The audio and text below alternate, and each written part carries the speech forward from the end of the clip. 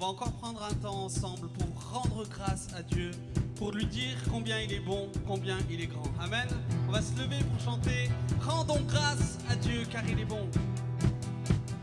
Rendons grâce à Dieu car il est bon, car son amour demeure à jamais. Amen.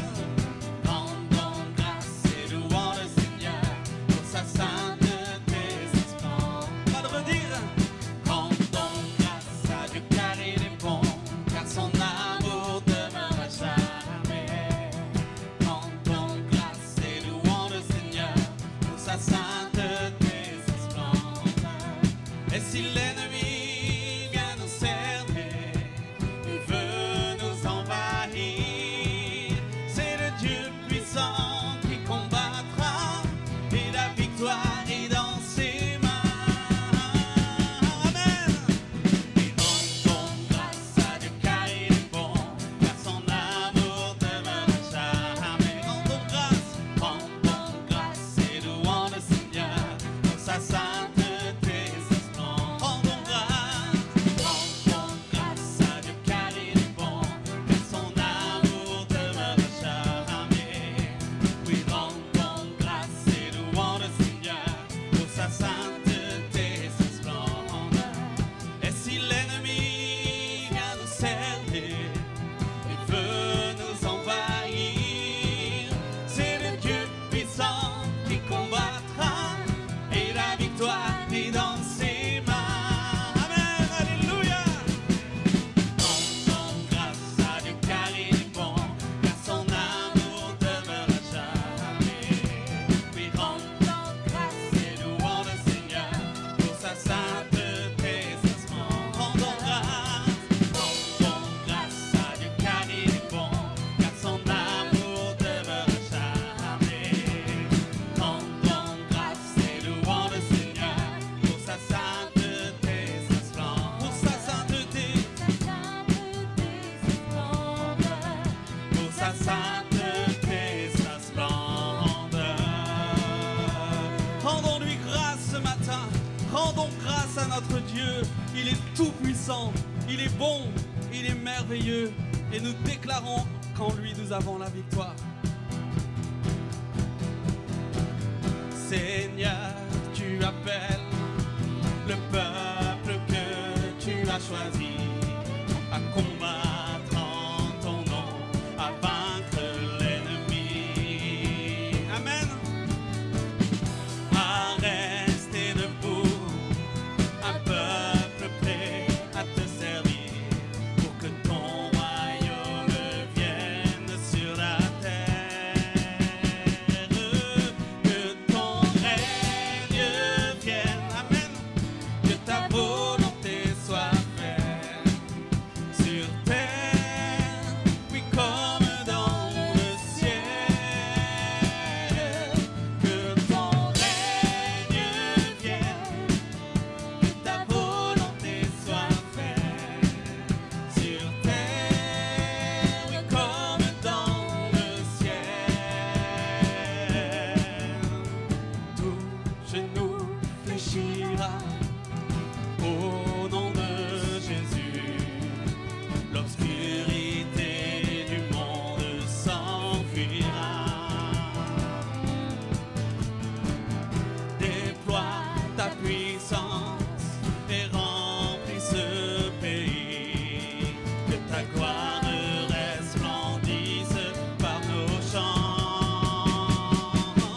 Oui, que ton règne vienne, que ta volonté soit faite sur terre, oui, comme dans le ciel.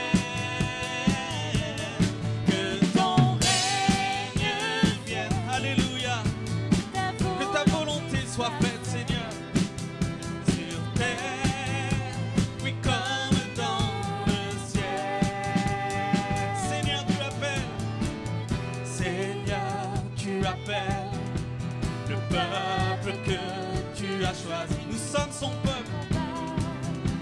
Ton nom à vaincre l'ennemi.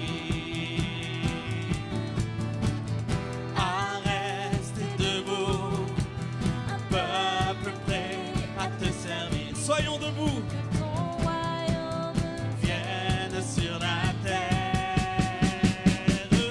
Oui, que ton règne vienne. Que ta volonté soit faite sur terre, oui, comme dans le ciel. Que ton règne vienne. Que ta volonté soit faite sur terre comme dans le ciel. Pendant que les instruments continuent, que nous puissions lui dire ce matin que ton règne vienne, ta volonté soit faite sur la terre et dans ma vie. Alléluia. Oui, Seigneur, que ton règne vienne.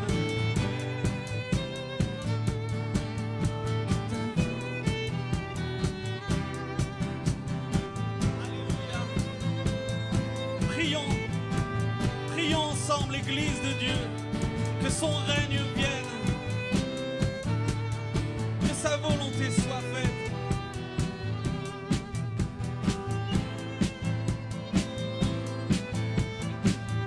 Comme une prière, viens Seigneur, que ton règne vienne, que ta volonté soit faite sur terre comme dans le ciel. Demandons-lui que ton règne vienne, Seigneur, dans ma vie. Que ta volonté soit faite sur terre comme dans ma vie, comme dans ma vie. Amen. Amen. Est-ce que vous êtes d'accord? Amen. Qu'on puisse lui dire Amen, Seigneur. Que ton règne vienne. Que ton règne vienne dans ce lieu. Que ton règne vienne sur notre pays. Que ton règne vienne au milieu de nous, Jésus. Ton règne est puissant. Ton règne, Seigneur, change des vies. Ton règne guérit des malades. Ton règne restaure des cœurs. Jésus, ton règne libère des démons, des chaînes, des ténèbres, des addictions et de la mort. Ton règne au milieu de nous, Jésus. Est-ce que c'est votre désir, Église? Église, est-ce que vous voulez que le règne de Dieu soit au milieu de nous? Alors, là où Dieu règne, il se passe des choses. Là où Dieu règne, il y a des guérisons, il y a des restaurations, il y a des transformations. Oh, ce matin, nous désirons, Seigneur, que tu règnes au milieu de nous. Nous désirons que tu prennes toute la place, toute la gloire. À toi le règne, Jésus. À toi l'honneur, Seigneur. Élevons son nom ensemble. Alléluia.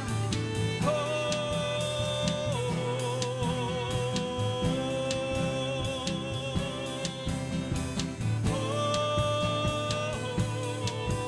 Jésus. Règne dans ce lieu. Règne dans les cœurs. Règne dans les familles. Règne dans les foyers, Seigneur. Alléluia. Qu'il se passe des choses ce matin au milieu de nous. Parce que tu es le roi des rois, Seigneur des seigneurs.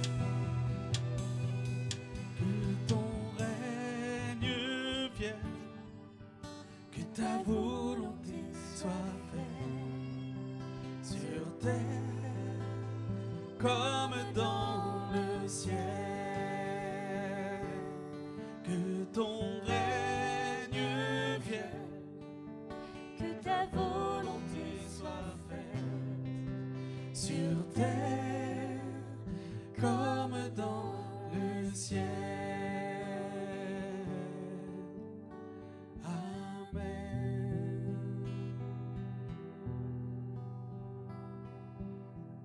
Amen, Seigneur. Tu es victorieux. Jésus, tu es victorieux et tu es avec nous. Rien ni personne ne pourra s'opposer à ta puissance, à ton autorité. et la peur peuvent m'entourer. Les éléments se déchaîner.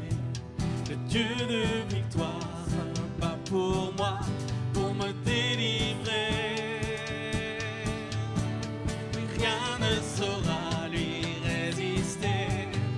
Rien ne pourra le faire plier. Le Dieu de victoire a pris la croix et l'a terrassé. Le Dieu de victoire est à mes côtés. Sa main me soutient au cœur du danger. Je vivrai pour lui, marchant par la foi. Le Dieu de victoire habite en moi.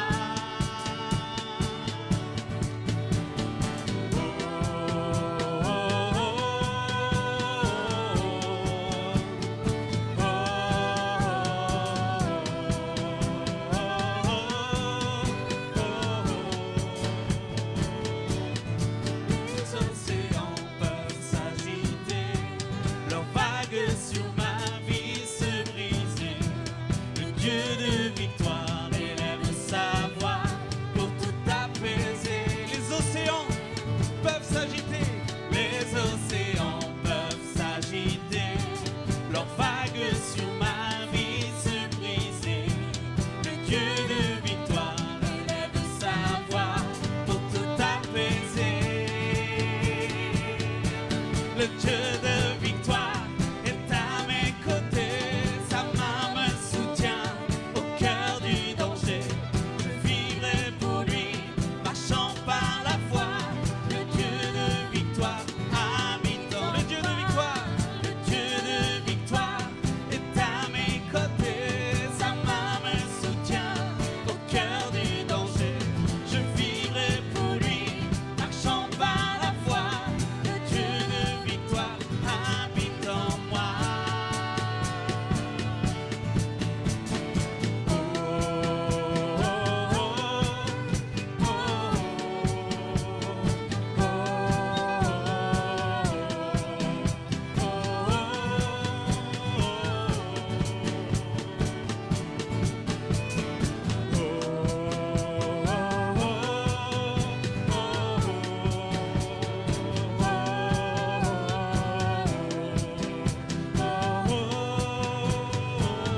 L'ombre et la peur peuvent m'entourer. L'ombre et la peur peuvent m'entourer. Les éléments se déchaîner. Le Dieu de victoire se bat pour moi, pour me délivrer. Non, rien ne saura lui résister. Rien ne pourra le faire plier. Le Dieu de victoire a pris la croix et l'a terrassé. Le Dieu de victoire est à mes côtés. Sa main le soutient au cœur du danger. Je vivrai pour lui, marchant par la foi. Le Dieu de victoire habite en moi. Le Dieu de victoire, le Dieu de victoire est à mes côtés. Sa main me soutient au cœur du danger. Je vivrai pour lui, marchant par la foi. Le Dieu de victoire habite en moi. Amen.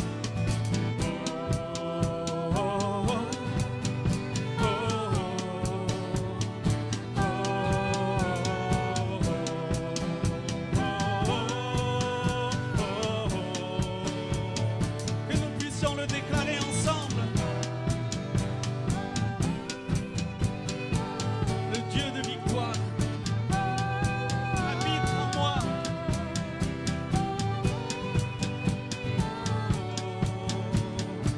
Qu'on puisse lui dire, Seigneur, tu vis en moi. Merci pour ta victoire.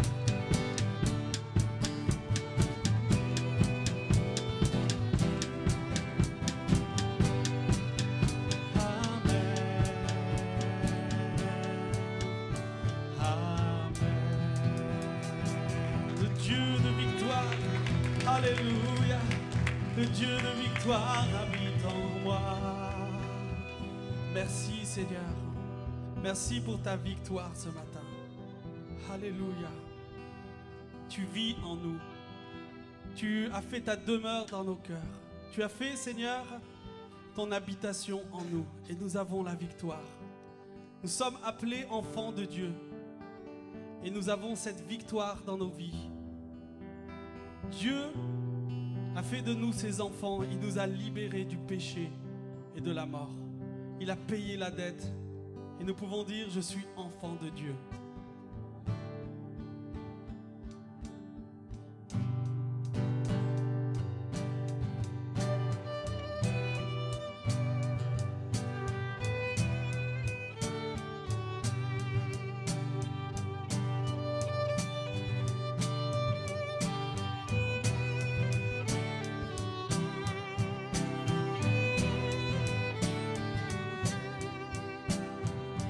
Qui suis-je pour que le roi des cieux ouvre ses bras? Perdu mais trouvé par sa grâce, son amour pour moi, son amour pour moi. Ensemble, Il m'a libéré, pas de tes payés. Je suis enfant de Dieu, je suis à lui. Libéré, amen. pas de tes payés. Je suis enfant de Dieu, je suis à lui. Tu le crois ce matin? Il m'a racheté à la croix grâce à son âme. J'étais esclave du péché, mais il m'a sauvé. Amen. Jésus m'a sauvé. Oui, je le crois. Il m'a libéré,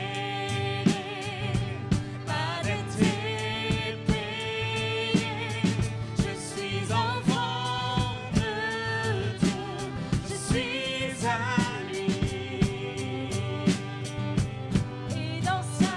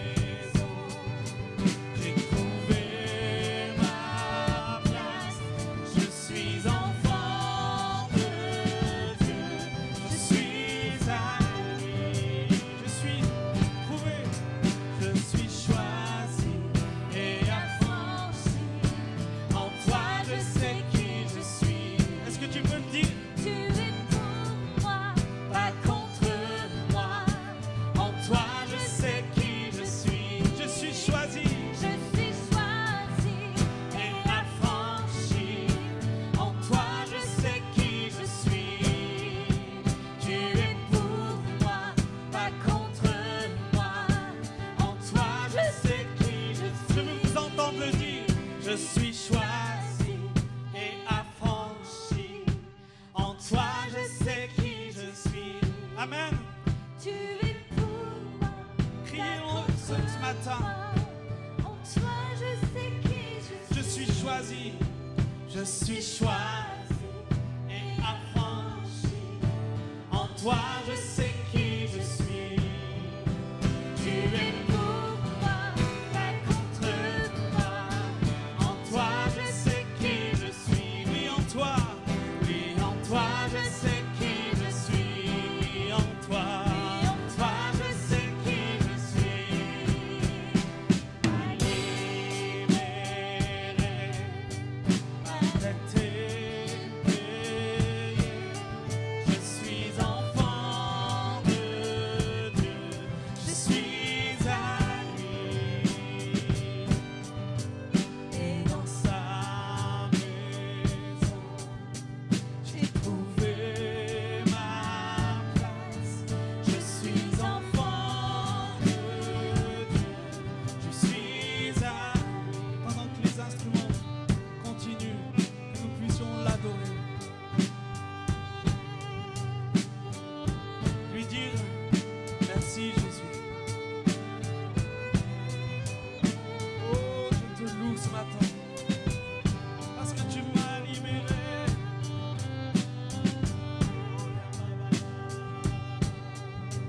Salamandoro karabasandeleyo. Soriam baba baba baba sa. Imbaba mayo.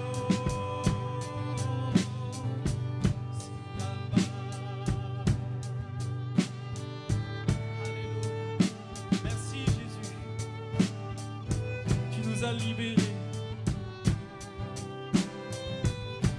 Alléluia.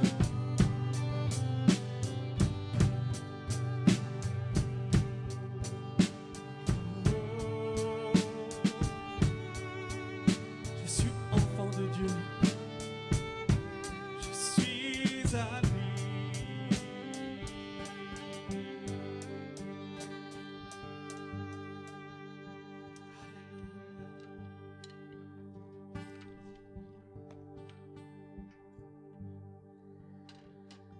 Je chanterai gloire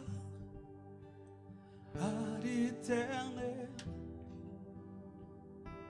Je chanterai louange à son nom.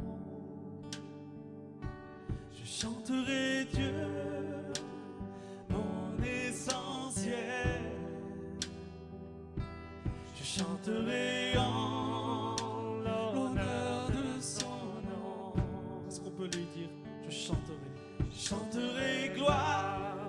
Oui, ce matin, je veux lui chanter gloire parce que lui seul me comble. je chanterai Toi seul est digne, Jésus. Je chanterai Dieu, mon essentiel. Je chanterai en l'honneur de son nom. Est-ce qu'on peut lui redire? Je chanterai gloire. Oui, à toi, Jésus-Christ, Sauveur de nos vies. Toute la louange et la gloire te reviennent. Je chanterai Dieu, mon essentiel.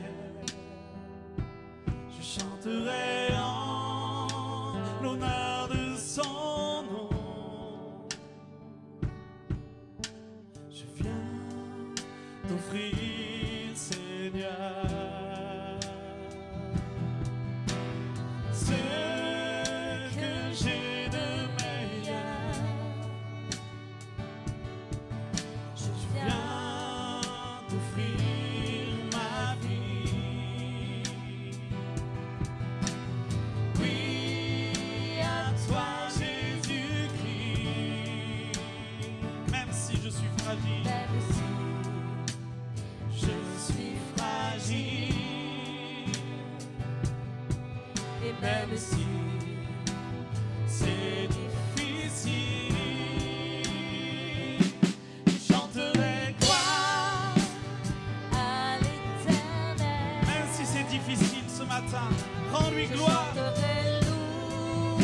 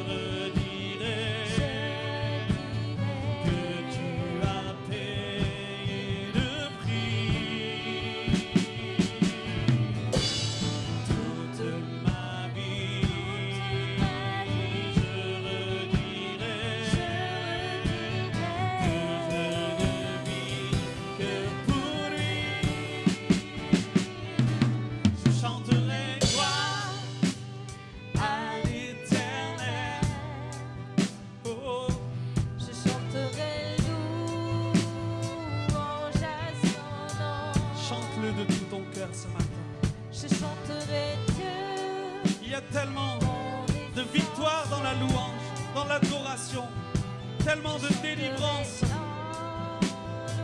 de restauration dans la présence de Dieu. Je chanterai gloire à l'Éternel. Que tout ton cœur le loue, que tous nos cœurs te célèbrent, Jésus. Quand je te chante, mon cœur est en paix, mon cœur est léger, mes soucis s'en vont. Je centre ma vie, mes regards dans ces instants sur toi.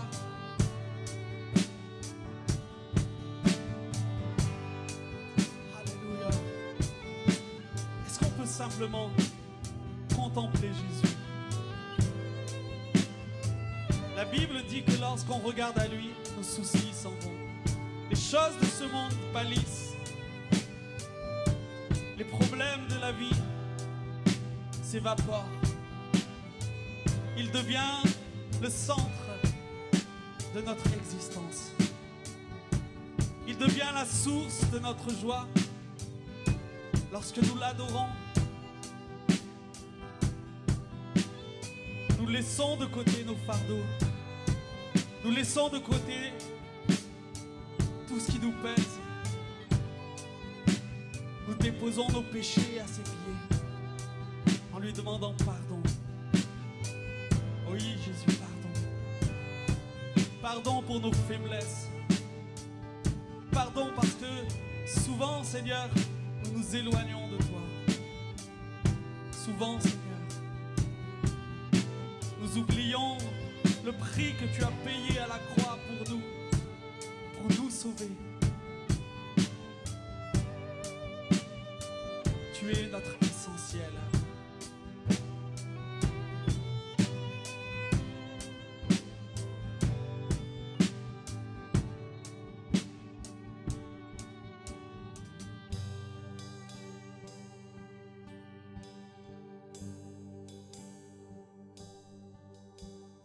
Toi, honneur, louange, car toi seul en es digne. Oui, tu es le roi de gloire, tout puissant, créateur.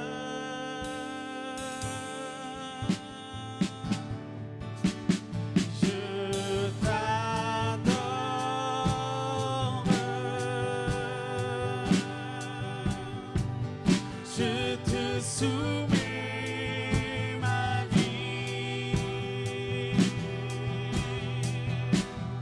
à genoux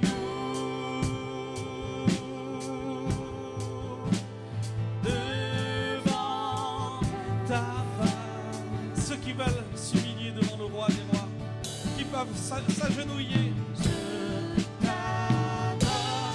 Pour l'adorer ce matin, pour le louer, le magnifier, je te soumets ma vie. Il est digne d'être adoré, il est digne d'être exalté dans nos vies. Prosternons-nous devant le roi des rois, devant sa face.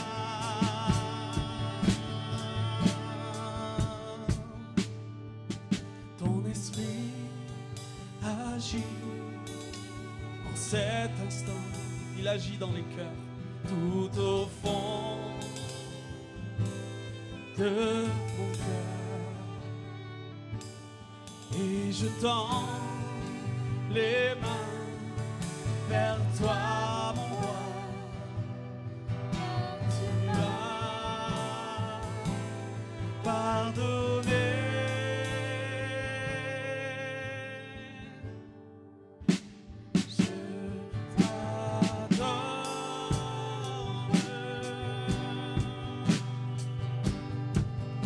Je te soumets ma vie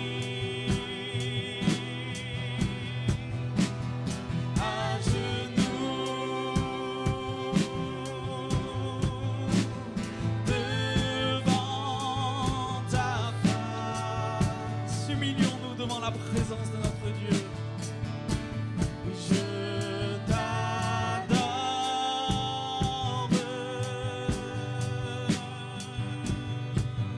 Je te soumets ma vie. À genoux, oui, à genoux, devant ta face. Le Seigneur veut te délier ce matin des chaînes. Tu as délié mes chaînes et tu m'as libéré. Je louerai ton nom à chaque instant. Je te célébrerai. Tu as délié mes chaînes. Tu as délié mes chaînes. Alléluia. Libéré. Merci Jésus. Je louerai ton nom à chaque instant. Je te célébrerai.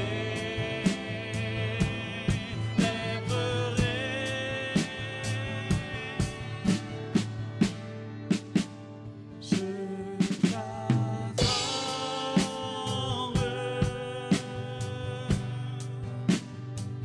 Je te soumets ma vie.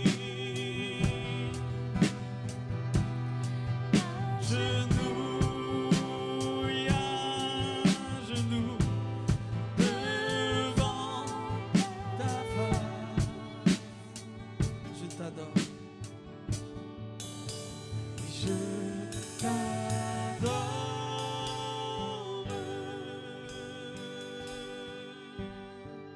Je te soumets ma vie. Oui, Jésus. À genoux, je te soumets ma vie ce matin. Devant ta face.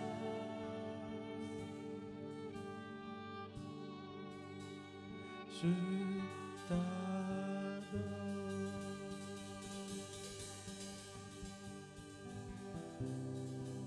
Je t'adore, Jésus.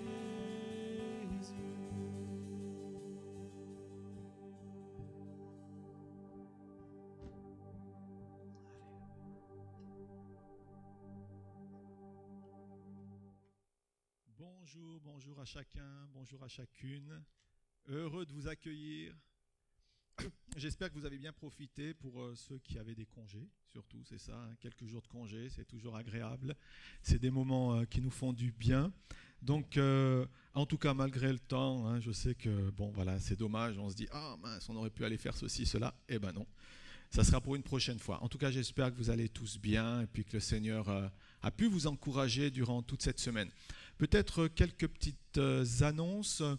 Donc, on se retrouve tous les matins, du lundi au vendredi, pour un temps de prière de 7h moins quart à 7h15. C'est très court, mais ça nous permet de prendre des temps, parce que voilà, il y a différents sujets. Et puis, je crois que c'est des moments importants de pouvoir prier ensemble. Donc, parfois, on est 3, 4, 5, 6. Peu importe, l'essentiel, c'est que chacun, les uns après les autres, puisse venir. Et donc, bien sûr, ça se passe sur Zoom. Hein, alors, Zoom, nous à fond. Hein, là, du lundi au dimanche, quasiment. Donc, c'est ça, c'est tous les matins. Et puis, vous rappelez aussi nos cultes du mercredi soir, à partir de 19h.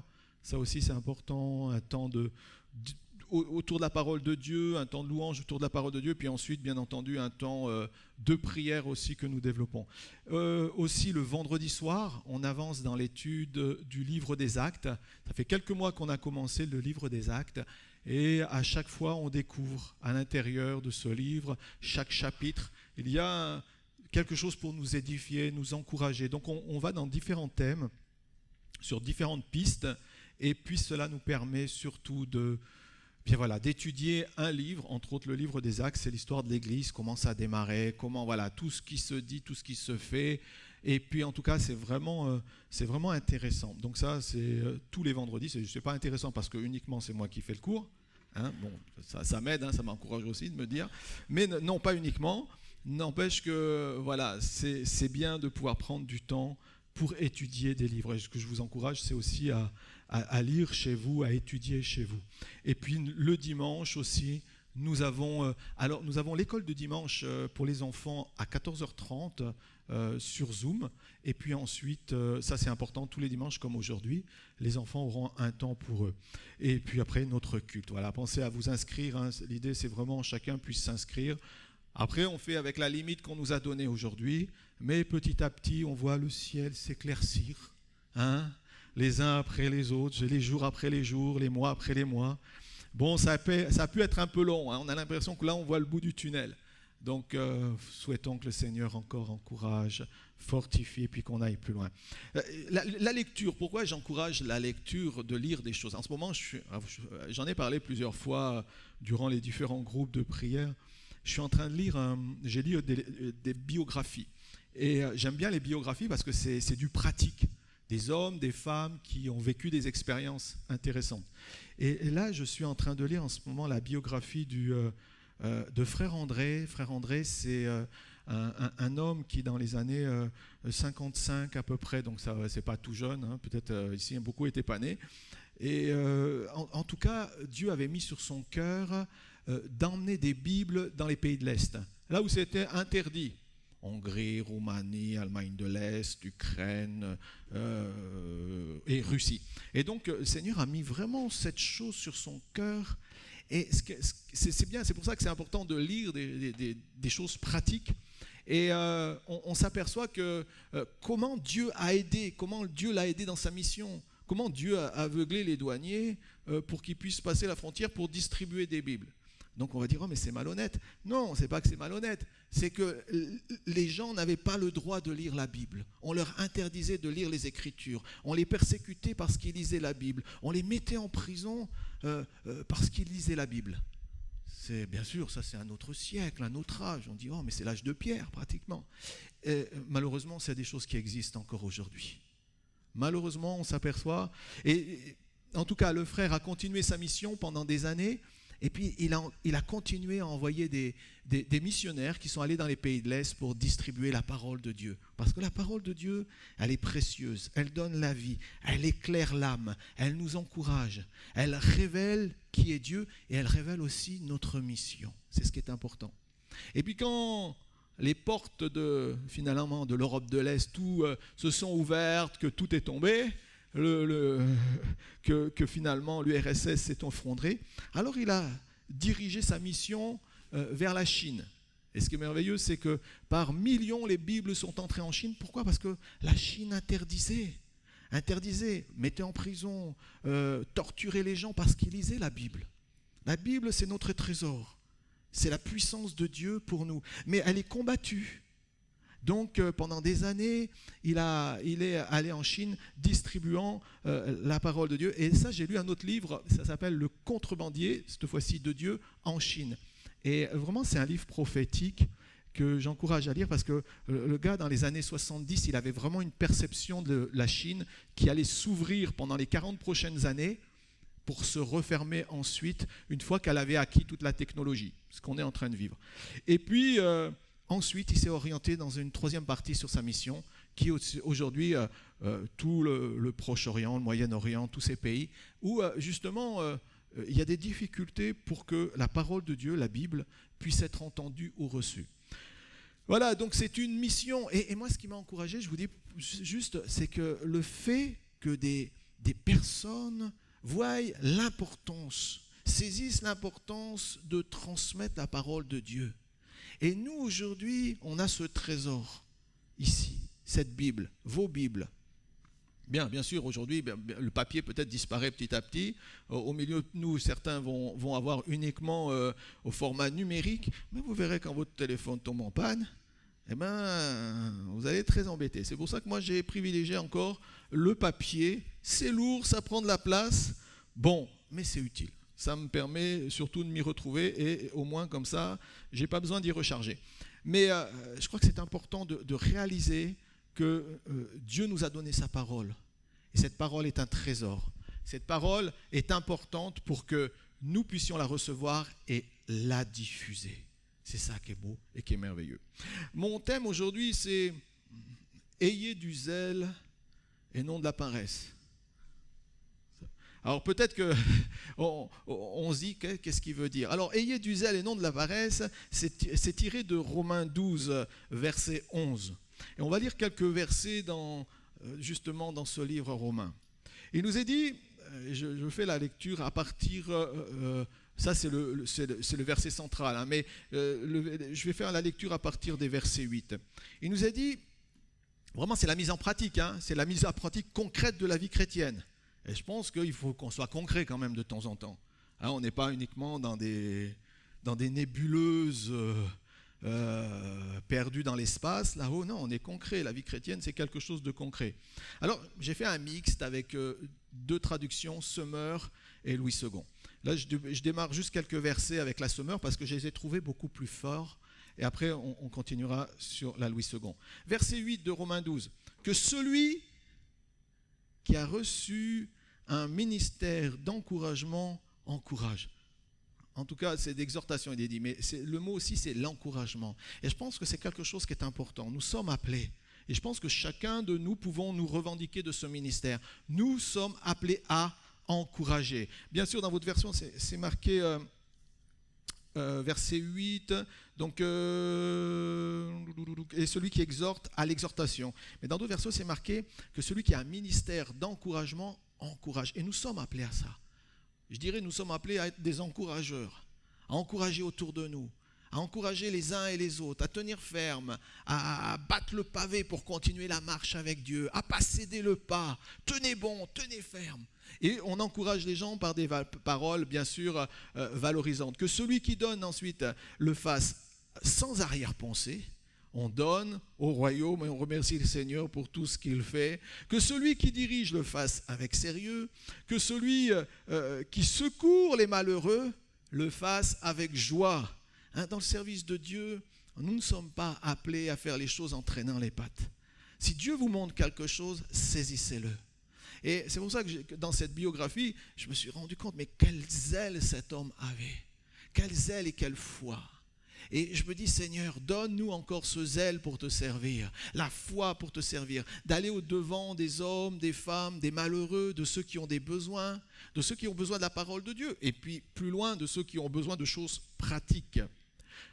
Que l'amour, verset 9, soit sans hypocrisie, sans mensonge. On doit être des hommes et des femmes qu'il n'y a pas de fausseté en nous. Et justement, toute l'ardeur de notre cœur doit être d'être vrai. Vrai dans un monde qui n'est pas forcément. Et ce n'est pas facile. Oui, c'est un défi d'être chrétien. Oui, c'est un défi de servir Dieu. Oui, c'est un défi que de dire je suis enfant de Dieu, je veux être la lumière du monde. Hein? Moi aussi, je veux briller là où Dieu m'a placé. C'est un défi de briller. Parce que ça demande l'aide de Dieu, le secours de Dieu, la présence du Saint-Esprit en nous. Donc, ayez, ça, verset 9 toujours, ayez le mal en horreur, attachez-vous fortement au bien. Ayez le mal en horreur sous toutes ses formes. Nous devons résister à tout ce qui pourrait nous pousser à être dans le mal ou à faire le mal à autrui. Par amour fraternel, soyez pleins d'affection les uns pour les autres. Par honneur, usez de prévenance réciproque. Verset 11, c'est mon message d'introduction. Il nous est dit, ayez du zèle et non de la paresse. Soyez fervents d'esprit, servez le Seigneur. Tout ce que nous devons faire dans la vie chrétienne, si nous nous disons chrétiens, si nous avons accepté Christ, ça doit être fait avec zèle et non par paresse. Parce qu'autrement, on peut se laisser envahir, dominer. Sinon, on peut, et on va malheureusement, ça va être un peu le sujet, mais on peut prendre du recul par rapport à Dieu. C'est pour ça qu'on doit toujours veiller à être zélé pour le Seigneur. Tu reçois quelque chose, vas-y. Le Seigneur te montre quelque chose, fonce. Ne néglige pas ce que Dieu te donne ou ce que Dieu te dit. Réjouissez-vous en espérance. Et c'est qui notre espérance? C'est Christ. On se réjouit avec notre Seigneur qui nous a donné la vie. Soyez patients dans l'affliction. Persévérez dans la prière. C'est pour ça que je relance à chaque fois. Je dis toujours, frères et sœurs, on est là le matin, si vous avez la possibilité. Alors je sais qu'il y en a qui prennent tôt le matin, c'est pas facile. Certains voudraient qu'on change peut-être les horaires, mais bon, on s'est adapté comme ça. En tout cas, persévérez dans la prière. Ne négligez pas la vie de prière. L'intimité avec Dieu. La prière, ce n'est pas uniquement une récitation. La prière, c'est un cœur à cœur. La prière, je parle avec mon Dieu. Je parle, j'exprime ce que j'ai sur le cœur. Et je suis dans l'attente aussi de ce que lui va me dire. Donc je reste à l'écoute. Je prie mon Père, je prie mon Seigneur. Je lui présente ce qui me pèse. Je lui présente aussi mes sujets, mais les différents sujets qui sont autour de moi. La prière, c'est important de persévérer dans la prière. Il est dit aussi, verset 13, « Pourvoyez aux besoins de ceux qui appartiennent à Dieu, exercez l'hospitalité. » C'est beau ça aussi, d'être invité, d'inviter, de recevoir, d'accueillir, de bénir les autres, sans forcément attendre en retour, si on peut le faire. Verset 14, ça c'est un défi. C'est le défi de la vie chrétienne. Il nous est dit, bénissez ceux qui vous persécutent, bénissez et ne maudissez pas. Et ça, c'est pas facile. C'est difficile parce que parfois on est contrarié, on est affecté, on est touché dans notre corps, on est touché peut-être dans notre âme, on est touché par des paroles. Et tout d'un coup, en nous, ça monte comme ça. Hein? Et puis parfois, si on avait un décryptage, là, on pourrait voir la fumée sortir de partout parce que tellement on est agacé. Et pourtant, il est dit, bénissez ceux qui vous persécutent, bénissez et ne maudissez pas. Et toujours dans les lectures que je suis en ce moment, les biographies, justement, on voit plein de personnes qui ont été persécutées, qui ont souffert, et pourtant qui ont continué à bénir, à prier pour ceux qui leur faisaient du tort ou du mal. Les valeurs de la vie chrétienne sont à l'opposé des valeurs de ce monde. Les valeurs de notre foi, à un moment donné, ça nous dépasse. Ce que Dieu attend nous dépasse. Et pourtant, c'est le commandement du Seigneur. Réjouissez-vous, verset 15, avec ceux qui se réjouissent. Pleurez avec ceux qui pleurent. On a de la compassion. On voit ceux qui souffrent. On est touché par leur cœur. On est touché. Moi, je ne vais pas me réjouir quand quelqu'un est dans le malheur. Ça serait injuste. Ça ne serait pas normal. Mais je compatis. Je ne peux pas porter son fardeau, je ne peux pas porter la souffrance de la personne dans mon cœur. Je ne ressens pas parfois, il y a des personnes qui vivent des échecs familiaux ou divers et variés, des décès. Il y a une souffrance qu'on ne peut pas porter, qu'on ne peut parfois pas ressentir. Mais en tout cas, on accompagne. On accompagne et on prie pour les gens. Et on compatit surtout. On pleure avec parfois ceux qui pleurent. Et puis enfin, il est dit, ayez les mêmes sentiments les uns envers les autres. Ça, en clair, c'est être en harmonie avec les autres et se considérer mutuellement, avoir de la considération. Et pourtant, une fois qu'on a tout ça, eh bien, on prend conscience quand on lit la parole de Dieu, combien de fois avons-nous été négligents sur de simples recommandations. La négligence. Négligent par rapport à ceux qui sont là, ceux qui sont autour de moi. Négligent. Je n'ai pas fait attention aux personnes, je n'ai pas fait attention aux situations. J'ai été une personne négligente. J'ai négligé Dieu de multiples façons. Pourquoi? Parce que souvent je suis centré sur ma propre personne, sur mes problèmes, sur mes attentes, sur ce qui ne se passe pas comme je voudrais.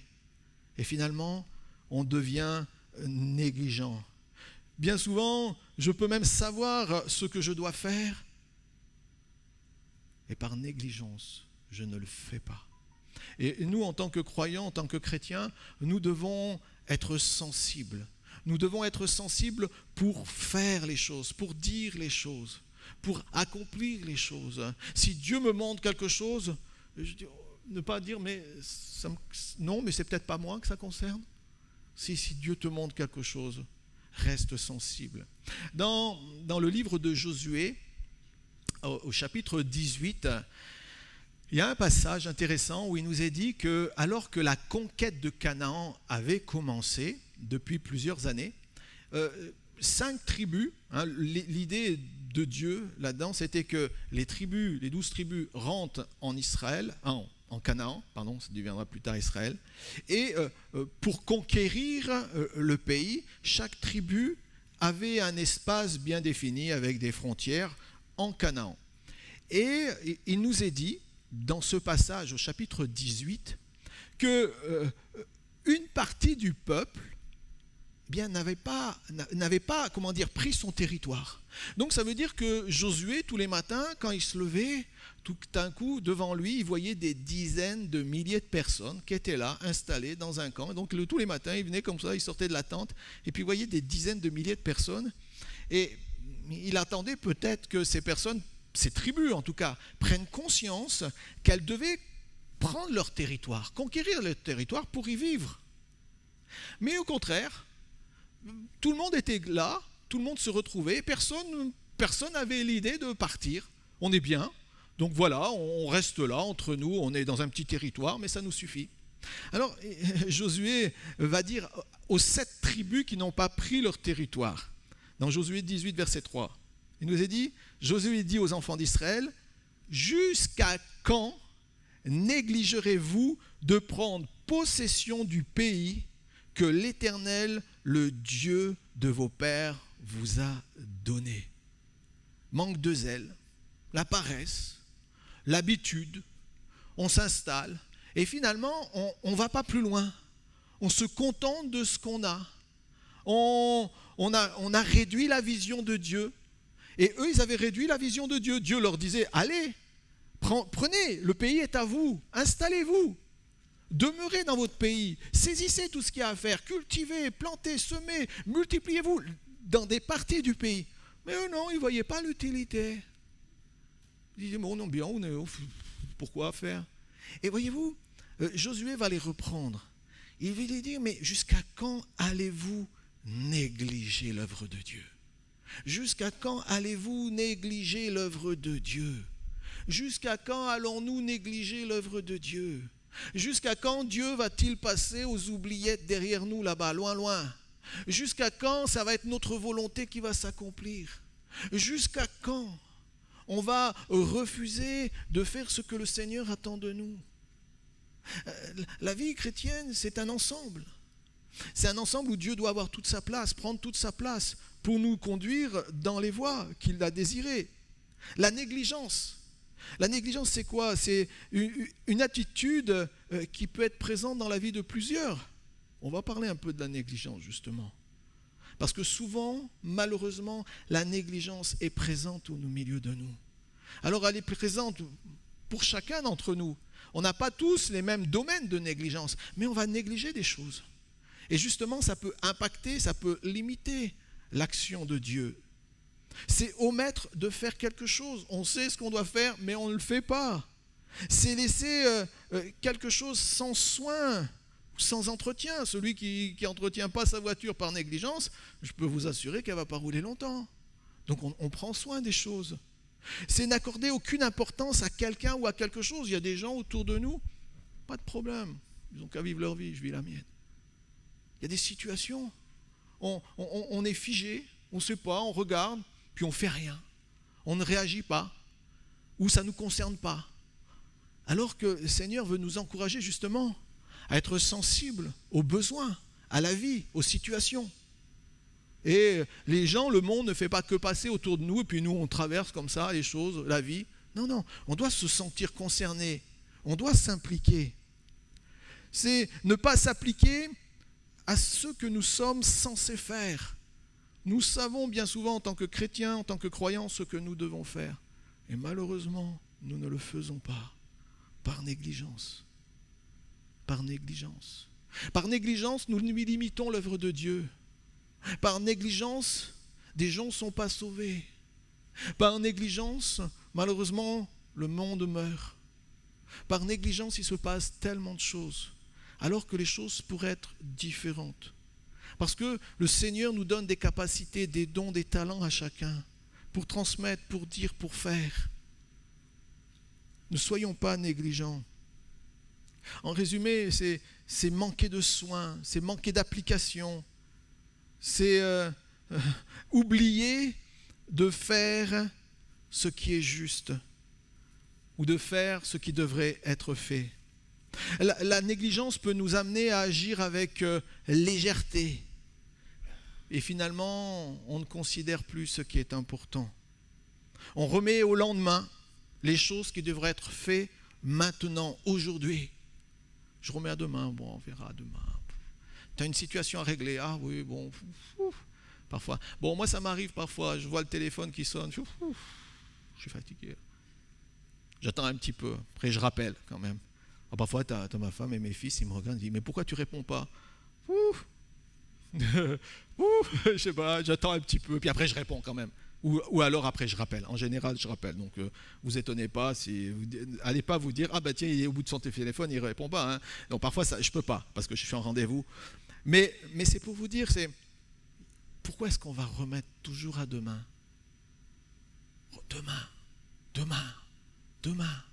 Demain. On néglige les choses essentielles. Peut-être c'est aujourd'hui que le Seigneur te montre de régler quelque chose, de faire. Pourquoi toujours remettre à demain? Par négligence, malheureusement, il y a beaucoup de choses qui se passent dans le monde. Je lisais une étude là par rapport à ce qu'on vit aujourd'hui avec cette situation. Beaucoup de choses. Il y a eu dans le monde entier des négligences. Il n'aurait pas dû y avoir autant de morts. Les choses n'auraient pas dû se passer comme ça. Mais à cause de la négligence, à cause des intérêts, à cause de tas de choses, finalement, ça a pris un pas qui a dépassé tout le monde. Mais il y a beaucoup de négligence. La négligence, il y a tellement de catastrophes à cause de la négligence. Vous savez, au mois d'août de cette année, il y a eu une explosion à Beyrouth. À Beyrouth, j'ai vu le truc, c'était presque un champignon atomique là. Mais ça, c'est de la négligence. Et les gens le savaient. Ils savaient qu'il y avait des tonnes et des tonnes de produits dangereux qui étaient là. Mais tout le monde passait devant, on s'était habitué. Jusqu'à ce que ça explose. Par négligence, des gens meurent. Par négligence, des gens meurent autour de nous spirituellement. Pourquoi? Parce qu'on ne leur transmet pas, on ne leur donne pas. Il y a certains feux de forêt. Les gens, vous savez, hein, quand c'est le mois juillet, août, ça commence à brûler un peu de partout. Mais les feux de forêt, c'est quoi? Bien souvent, il y a des choses qui sont volontaires, mais bien souvent, ce n'est pas volontaire. C'est la personne, elle fume une cigarette, elle a un mégot, elle jette, et hop, c'est fini. Négligence. Mais si on commence à faire attention aux uns aux autres, je pense qu'on peut se préserver. Beaucoup d'accidents dans le monde arrivent à cause de la négligence. C'est Fukushima. Tout le monde connaît Fukushima en 2011. Il y avait des rapports qui avaient été dits. S'il y a un tsunami, ça ne résistera pas. Parce que tels trucs sont mal placés. Effectivement, les gens, ils n'ont pas écouté. Ben voilà, négligence. La négligence a des impacts. Elle a des impacts écologiques, humains, sociaux, à tous les niveaux. Et nous, le Seigneur nous demande justement d'être sérieux. D'être sérieux dans nos voies. D'être concis, clair, net. D'agir différemment. Et il nous en donne les capacités.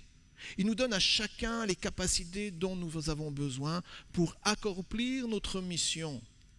Alors, ne soyons pas négligents.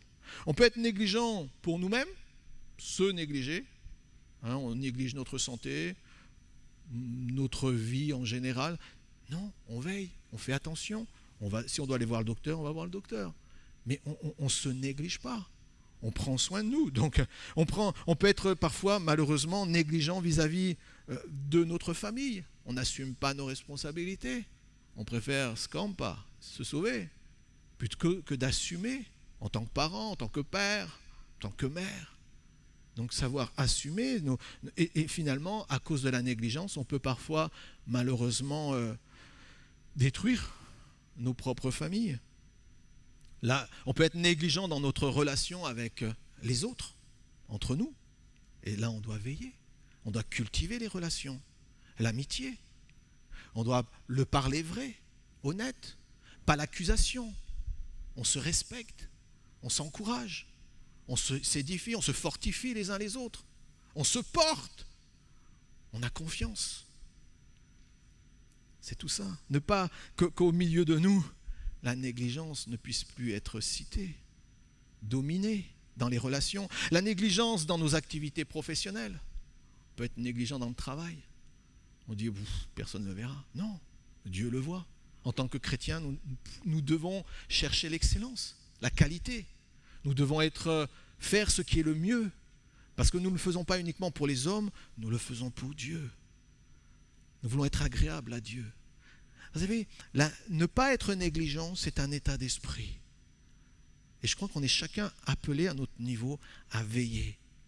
Qu'est-ce que j'ai négligé dans ma vie? Qu'est-ce que j'ai négligé autour de moi?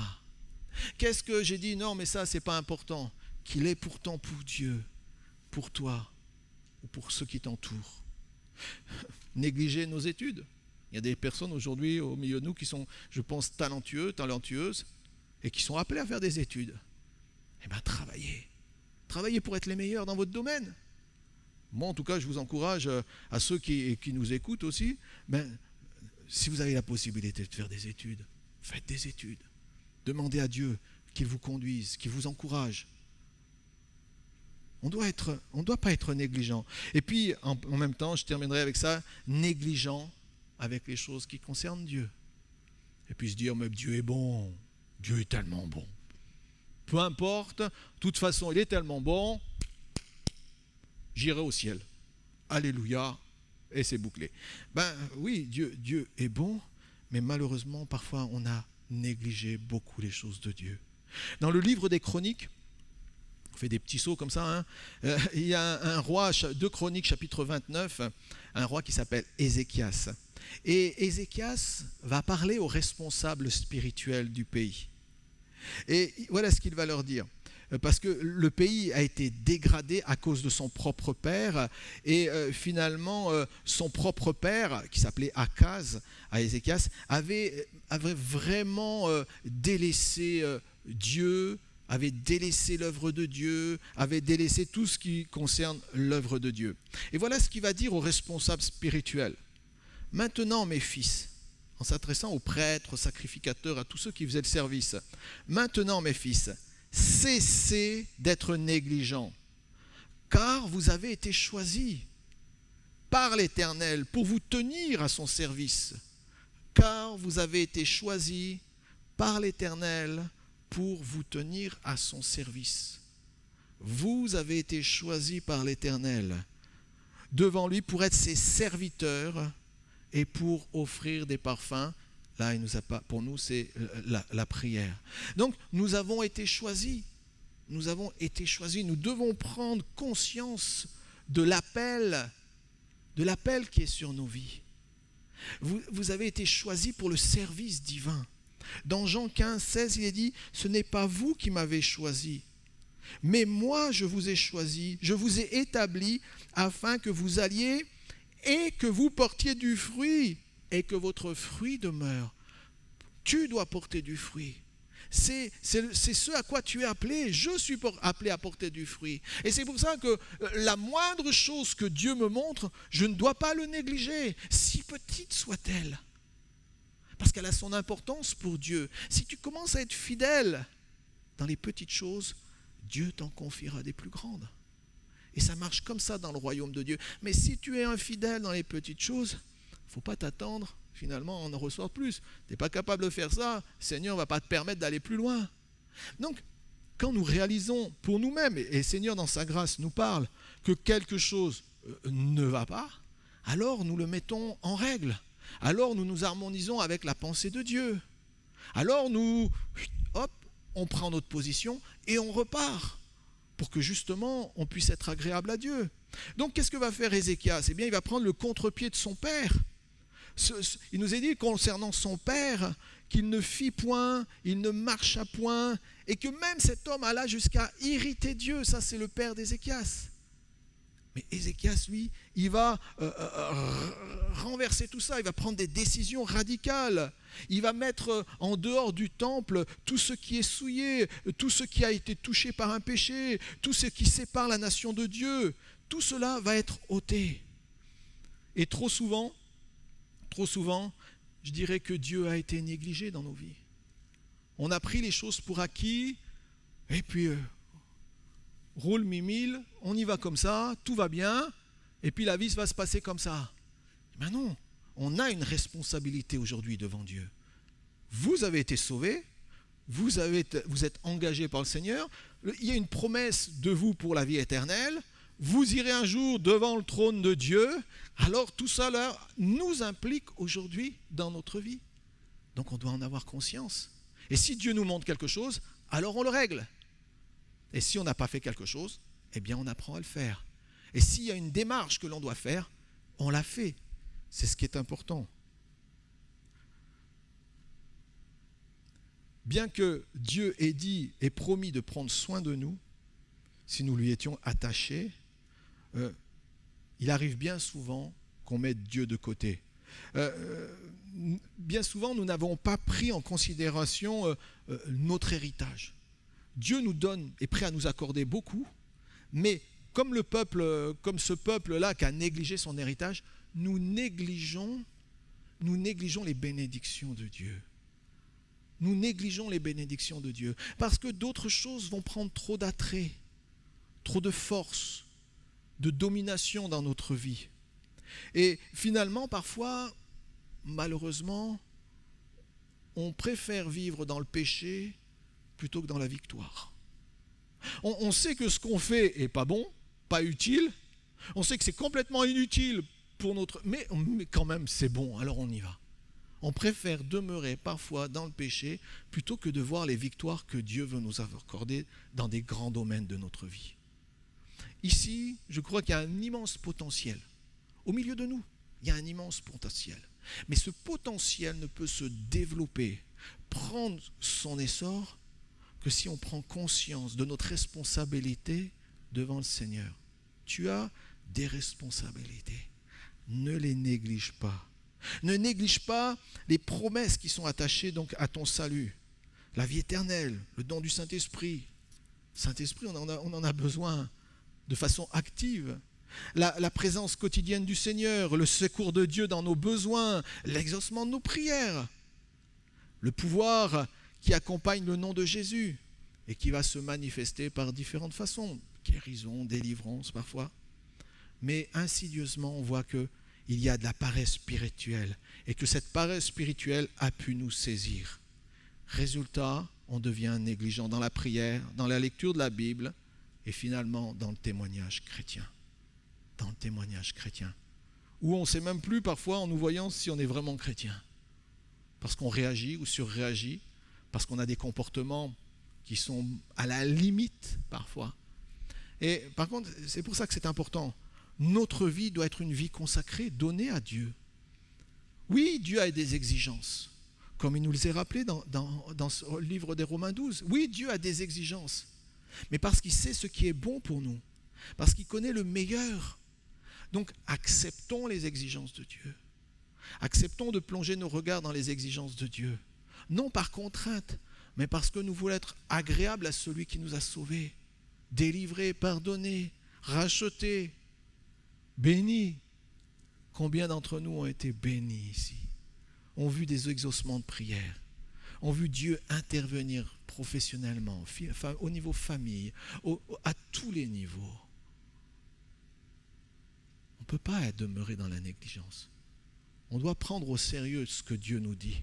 Chacun d'entre nous devons prendre au sérieux ce que Dieu nous dit. Alors, je dirais qu'aujourd'hui, il y a un appel à cesser la négligence et faire fructifier les dons de Dieu dans notre vie plutôt que de les enterrer. Faites fructifier ce que Dieu vous a donné. Dieu a fait des dons à son Église, des dons spirituels. Il a donné. Alors faisons fructifier ce que Dieu nous a donné. Par une ardeur, par un désir, par une passion de le servir. Faisons fructifier les dons de Dieu en nous. Et alors nous allons nous réjouir parce que nous devenons agréables à Dieu. Mais parfois, on va faire comme cet homme dans Matthieu 25, verset 25, on va préférer enterrer les choses. Hein. Il nous est dit qu'un homme avait reçu, et puis plutôt de faire fructifier ce qu'il avait reçu, il l'a enterré, il l'a mis de côté, et puis il n'a pas fait fructifier. Et un jour, le maître lui a dit, mais pourquoi tu n'as pas fait fructifier ce que je t'ai donné? Mais j'ai eu peur. Peur de quoi? Tu as peur de quoi? La vie, c'est Dieu qui te la donne. La santé, c'est Dieu qui te la donne. Le travail, c'est Dieu qui te le donne. Ton quotidien, c'est Dieu qui est là, qui t'accompagne. Peur de quoi? Et puis par peur, on va tout cacher. On va essayer de passer dans l'histoire de ce monde comme ça, comme entre un mur, tout doucement. Moi, on me voit, mieux c'est, et alléluia, Seigneur, tu es avec moi. Mais non, vous devez rayonner de Dieu. Comme sur une montagne, il nous est dit, il y a une ville qui est éclairée au sommet d'une montagne. Vous êtes comme cette ville qui éclaire les ténèbres. Mais ne pas cacher ce que Dieu vous a donné. Ne pas limiter l'action de Dieu dans votre vie. C'est ça qui est important. Et parfois, on a limité par négligence, par peur, par crainte. Alors, cessons d'être négligents et faisons fructifier ce que Dieu nous a donné. Cessez d'être négligents quand nous réalisons que nous sommes ambassadeurs de Christ. Nous sommes les porte-étendards de Dieu. Nous rayonnons de Jésus-Christ. Nous sommes appelés à annoncer l'amour de Dieu aux hommes. Pas la guerre, pas les luttes, pas les conflits. Nous disons à chaque être humain qui peut être réconcilié avec Dieu et qu'il a une espérance et un avenir. Nous sommes ambassadeurs de Christ. Christ allait, puis maintenant il a dit, voilà, je vous ai montré le chemin, maintenant c'est à vous.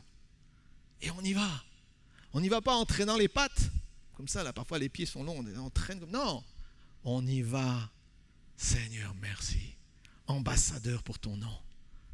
Ambassadeur pour ton nom. Jésus-Christ.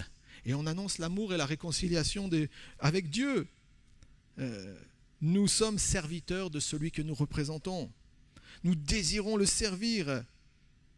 Et nous devons le servir avec assiduité et passion. On doit dire, Seigneur, réveille la passion. Réveille, rends-moi passionné pour ton royaume. Et je reviens un peu sur cette lecture de cette biographie de frère André. Je dis, mais qu'est-ce qu'un homme passionné pour Dieu peut accomplir? C'est impressionnant. Un homme passionné, mais un homme de foi. Un homme de foi, quand il prie, il arrive à la frontière, puis il y a tout le monde est là il dit, comment je vais parler? Et puis il commence à prier, il dit, Seigneur. Il y avait même la prière pour passer les frontières. Il dit, Seigneur, aveugle les douaniers qui ne voient rien, qui ne touchent rien, qui ne voient pas les Bibles. Le gars, dans sa Volkswagen, il avait des Bibles de partout dans les cartons. Et puis, hop, ça passait comme ça. La foi va nous faire déplacer des montagnes. Va transformer des situations. Elle va embellir notre vie. Parce qu'elle nous fait rentrer dans les projets divins. Ici, il y a un potentiel. Il y a un potentiel qui ne demande qu'à émerger. Pas pour la gloire d'un homme, pas pour la gloire d'une église, mais pour la gloire de Dieu. Et c'est ça qui est important. Vous avez un potentiel. Il y a une force qui est en vous. Il y a la puissance de Dieu qui est là agissante. Et l'amour et la passion de Christ doit être ancré au plus profond de vous-même pour émerger. La gloire de Dieu. La gloire, Seigneur, réveille cette passion en chacun d'entre nous. Prendre conscience aussi de nos devoirs. Nous avons des devoirs et aussi des responsabilités. Donc, oui, notre devoir, c'est d'annoncer. Pourquoi? Parce que devant Dieu, nous sommes responsables. Il nous a donné la vie. Bon, ce n'est pas pour la cacher, c'est pour la transmettre. Redonne, transmets, donne ce que tu as reçu avec joie. L'amour de Christ. Alors, et puis, cessez d'être négligent en sortant de fausses excuses. Mais je ne peux pas. Mais je n'ai pas les compétences. Mais je n'ai pas la capacité. Mais je ne sais pas parler. Mais je n'ai aucun don. Je ne sais pas peindre. Je sais à peine compter. Je ne suis pas bon dans ceci. J'ai rien. Mais ça, c'est des fausses excuses. C'est des fausses excuses. Si tu as la vie de Christ en toi, tu as le potentiel. Tu as les capacités. Chacun de nous avons des dons. Dieu a donné, tantôt d'une façon, tantôt d'une autre. Dieu peut agir au travers de vous. Parce qu'il a donné. Donc on cherche des excuses en disant, mais Seigneur, oui, envoie des missionnaires parfois. Mais envoie les autres, hein. Moi je pars pas, ça ne me concerne pas. Ou Seigneur, oui, envoie les gens dans la rue pour parler, mais ça ne me concerne pas. Ou alors, oui, Seigneur, on va prier, mais parle, Seigneur, au cœur de ce voisin. Oui, mais peut-être tu as ta part à faire. On a tous notre responsabilité.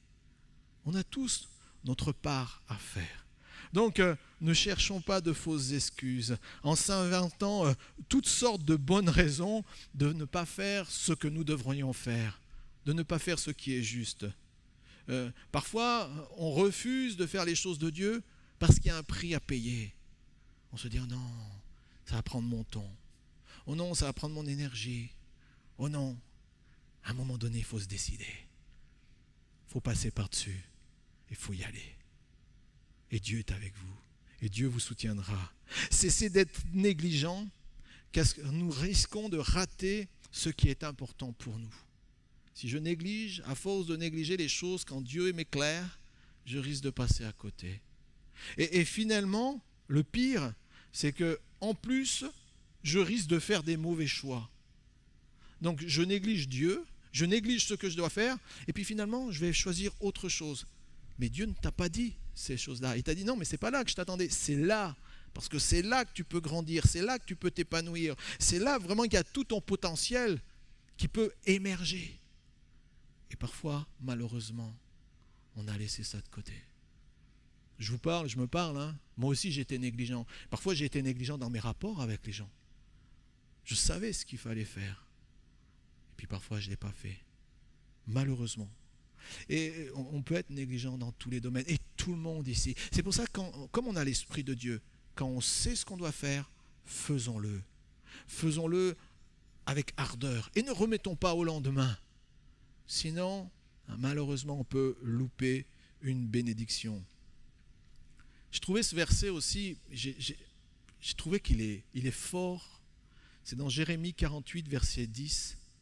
Il est fort, mais ça fait partie de la parole de Dieu. Il est dit, maudit soit celui qui fait avec négligence l'œuvre de Dieu. Je dis, quand je vois ça, tu sais, je sais, nous savons, vous savez, ils savent, tous ensemble, ce que nous devons faire. Et malheureusement, nous négligeons l'œuvre de Dieu.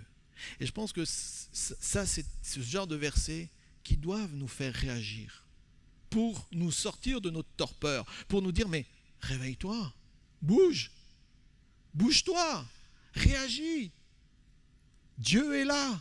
Et Dieu ne t'a pas pris pour que tu t'enfermais dans un cocon ou dans un carquois et puis que tu sois là, puis que tu sois inexistant, inefficace. Non. Dieu te dit, maintenant, il y a quelque chose. Tu as ta mission. Il y a quelque chose que toi seul peux faire, que personne ne pourra faire à ta place. Il y a un appel de Dieu sur ta vie et tu dois remplir cet appel. Tu dois rentrer dedans. Tu dois le développer afin qu'il grandisse. Ça sera un petit d'abord et ça grandira ensuite. Mais ne néglige pas l'œuvre de Dieu. Ne te laisse pas envahir. Hier, j'avais 20 ans. Aujourd'hui, j'en ai plus de 50. Le temps passe vite. Je dis, mais alors, si ça passe comme ça, dans quelques années, combien je vais avoir, quoi? Ça défile, hein? Je dis, Seigneur, waouh, le temps passe si vite que ça. Oui, le temps passe si vite. Et parfois, on va perdre du temps, des années, sur des broutilles. On va brûler notre vie pour se réveiller un jour en se disant, mince, ah bah si j'avais su. Ah bah oui, mais bon, avec si, on met Paris en bouteille. Hein. Non, mais attends, si tu avais su. Mais Dieu t'a parlé. Dieu nous parle, Dieu vous parle, Dieu me parle. Mais jusqu'à quand je vais résister? Jusqu'à quand je vais limiter Dieu? C'est une question. Hein? Cessons d'agir avec légèreté. Si je me suis engagé avec le Seigneur, j'accepte tout autant les bénédictions que les contraintes. Parce que oui, parfois il y a des choses qui sont contraignantes. Mais Dieu est derrière, il nous accompagnera dans les contraintes. Je prends en considération aussi les attentes de Dieu vis-à-vis de moi. Dieu a des attentes vis-à-vis de toi. Et ça, tu ne peux pas l'enlever. Il attend que tu fasses ta part. Il veut que tu cesses d'être négligent. Parce que la négligence, c'est la porte ouverte à tout. Au péché, à la fuite de nos obligations. La négligence, c'est la fuite par rapport à nos responsabilités. C'est l'abandon, c'est la démission. Non, Dieu ne veut pas de démissionnaires ici. Dieu ne veut pas des démissionnaires. Il veut des hommes et des femmes qui soient actifs. Dans la prière, dans la communion, dans le partage, dans les relations, dans le témoignage, même tout seul là où vous êtes. Dieu veut que vous ayez et vous puissiez transmettre la vie et la vie en abondance. Donc, il nous arrive de nous demander, mais pourquoi mes prières ne sont pas exaucées? Je vous demande, est-ce que vous êtes sérieux avec Dieu? Est-ce que vous êtes sérieux avec Dieu? C'est la question. Et je n'ai pas à vous triturer plus que ça, parce qu'au fond de vous-même, chacun le sait. On sait si on est sérieux ou pas. On sait si on a des manquements ou pas. On sait si on a balayé comme ça de côté la volonté de Dieu ou pas. Donc, soyons responsables. Reconnaissons nos faillites et nos faiblesses et disons, Seigneur, maintenant, je repars. Je repars tout à nouveau avec toi. Je repars dans ce pays dans lequel tu m'as mis. Je repars comme ces tribus qui étaient là, puis tout d'un coup, ils se sont bougés. Et puis, ils sont partis. Et puis, ils ont pris leur héritage. Et donc, j'arrête, je me lève et j'y vais. Je deviens ce témoin de Jésus dans ce monde. Je deviens lumière de Christ. Je suis celui qui va apporter la bénédiction autour de moi. Je vais être celui qui va savoir avoir les mots qui vont encourager les autres. Je serai donné, discerner les besoins sans tomber dans l'excès. Je saurai partager. Je saurai accueillir. Je saurai pleurer avec celui qui pleure. Rire et me réjouir avec celui qui se réjouit dans le Seigneur. La vie chrétienne, c'est ça. C'est un ensemble de choses. Donc, nous questions aussi, toujours faire attention, de ne pas négliger notre rapport avec les autres. Alors, conscient de nos lacunes, de mes lacunes, je décide de prendre les bonnes décisions. Un jour, il faut vous décider. On ne peut pas attendre non plus des années. Il ne faut pas attendre d'être à l'extrémité pour se dire, bon, je me décide pour Dieu. Allez, ça va. J'ai attendu les 50 dernières années, mais maintenant, c'est bon, je me décide. Bon. Non, il faut y aller à un moment donné. On prend les bonnes décisions. On y va. Donc, pour cela, priez afin de demander l'aide du Seigneur. La prière est importante. Venez à la prière, ça vous fera du bien. Écoutez sa voix et obéir quand le Saint-Esprit nous parle, parce que l'Esprit de Dieu est là. Il agit et il parle à notre esprit. Et nous entendons la voix de Dieu. Et nous sommes à son écoute. Entendre la voix de Dieu, te dire, te murmurer les choses, pour qu'un jour, tu puisses faire ce que le Seigneur te demande de faire. Alors, je l'ai raconté déjà 2-3 fois, peut-être un peu plus, Elisabeth me dira, mais je sais qu'à un moment donné, j'étais dans un milieu professionnel et c'était très dur pour moi dans ce milieu professionnel parce que je n'acceptais pas d'être là. Déjà, je ne l'acceptais pas. J'étais en formation pour Dieu, mais je ne l'acceptais pas. Et j'étais incapable d'être finalement à l'écoute de mon patron. C'est terrible pour un employé. Mais du coup, tout ce qu'il me disait, j'étais toujours en réaction. Il y avait une réaction naturelle en moi. Alors, je ne sais pas si c'est moi ou si c'est humain. Mais en tout cas, j'étais toujours en réaction. Il faut le dire, je le reconnais. Et j'avais à cœur de servir Dieu. Et en même temps, je disais, Seigneur, parle-moi. Oh Seigneur, quand est-ce que je te servirai? Seigneur, pourquoi j'entends pas ta voix? Et derrière, je ronchonnais. J'allais au boulot le matin, je traînais la patte. Ça a duré 5 ans comme ça. 5 ans. Une leçon, 5 ans. Je vous encourage à ne pas perdre de temps. Parce que parfois, c'est long et on pourrait prendre des raccourcis. Et là, pendant 5 ans, tous les matins, comme ça, là, et j'en avais marre, et je ne savais pas pourquoi, et pourquoi je suis ici, et j'ai pas envie de faire ça, Seigneur, et puis lui, pourquoi il me demande ça, et pourquoi je fais ça, et j'étais toujours dans la contestation. Un chrétien, quoi, peut-être normal ou je ne sais pas. En tout cas, j'étais toujours dans la contestation, j'étais dans la critique, j'étais désabusé.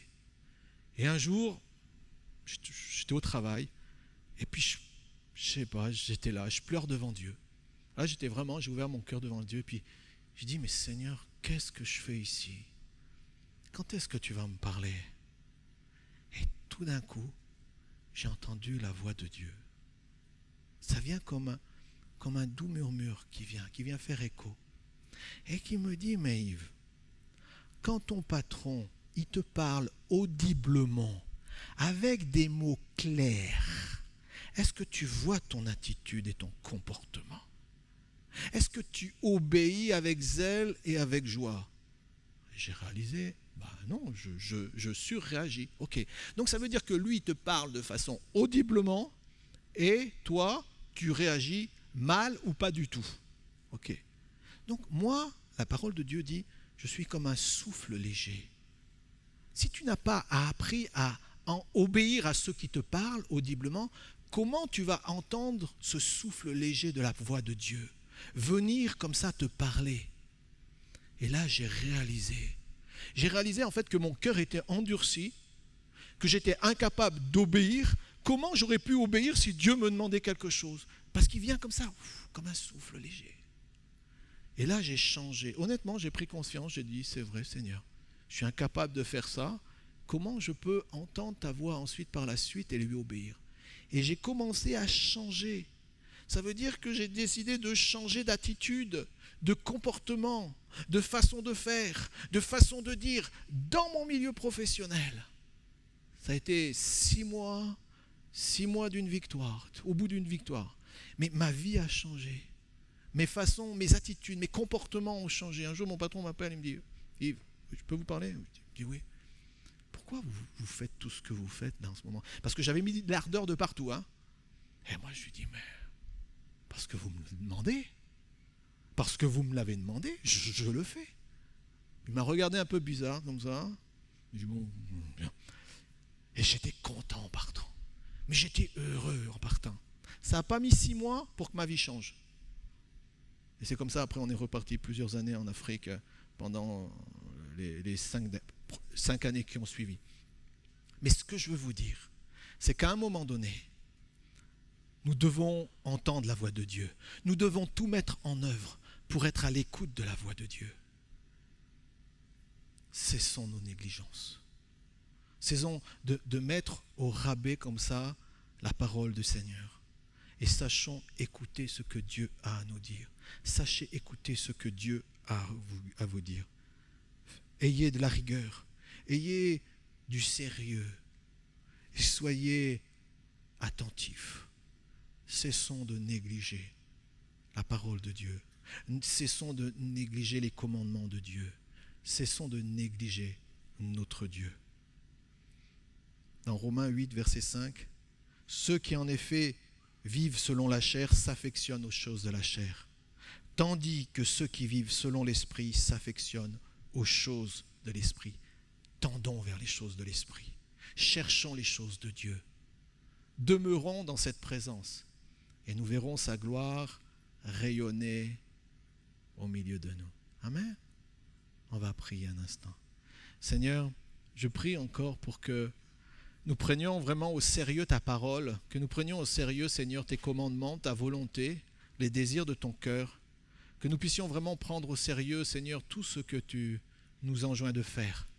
Et je veux prier aujourd'hui, Seigneur, pour l'Assemblée, pour nous-mêmes, pour nous qui sommes ici, pour ceux qui nous écouteront. Je prie, Seigneur, pour que nous cessions d'être négligents et que nous prenions vraiment ta parole au mot, que nous soyons vraiment prêts, prompts à obéir à ta parole, que nous puissions être disponibles à ton écoute. Seigneur, nous avons perdu bien souvent beaucoup de temps. Nous avons tourné en rond dans le désert. Nous nous sommes perdus dans des embouteillages de la vie. Mais aujourd'hui, Seigneur, nous voulons revenir à toi, marcher avec toi. Nous désirons, Seigneur, faire ta volonté. Alors je prie pour mes frères et sœurs aujourd'hui, je prie pour ceux qui nous écouteront, je prie pour que, Saint-Esprit, tu puisses parler au cœur et que des hommes et des femmes nouvelles se lèvent pour aller de l'avant dans un service pour ta seule gloire. Merci Seigneur de parler durant cette semaine et de permettre que des décisions soient prises pour ta seule gloire. Au nom de Jésus-Christ, que la bénédiction de Dieu vous soit accordée et que la joie de Dieu soit votre partage durant toute cette semaine et dans les jours qui suivront. Amen.